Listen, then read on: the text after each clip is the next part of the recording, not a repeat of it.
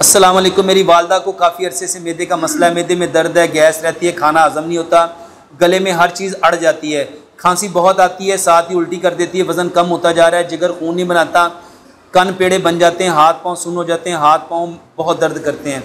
मेरे मोहतरम भाइयों, जितने लोगों के मैदे का मसला है, खाना खाने से आधा घंटा पहले पानी पियो, खाना खाने के 1.5 घंटा बाद पानी पियो। एक लुकमे को 32 बार चबाओ, एक लुकमे को 32 बार चबाओ। जो बंदा एक लुकमे को 32 बार चबाएगा उसका खाना मुंह में क्या बन जाएगा?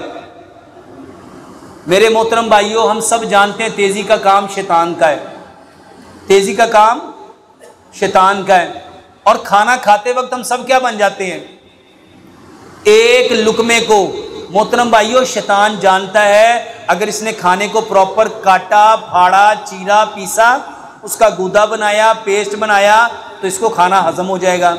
और अगर इसको खाना हजम हो गया तो ये तो सेहतमंद हो जाएगा, क्योंकि शैतान जानता है अल्लाह ताला को कमज़ोर मोमन की निस्बत ताकतवर मोमन पसंद है।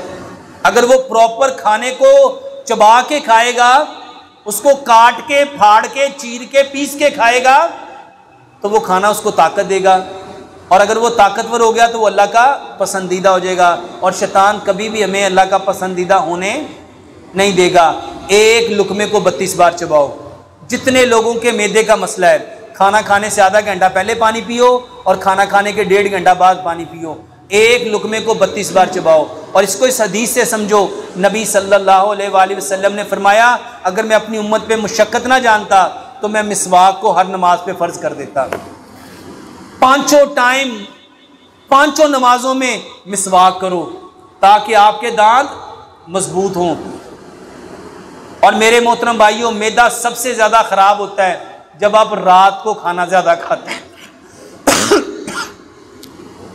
खाने का सबसे बेहतरीन वक्त सुबह का है। अल्लाह ताला ने सुबह में बरकत रखी है। अपने पूरे दिन का 60% खाना सुबह को खाइए।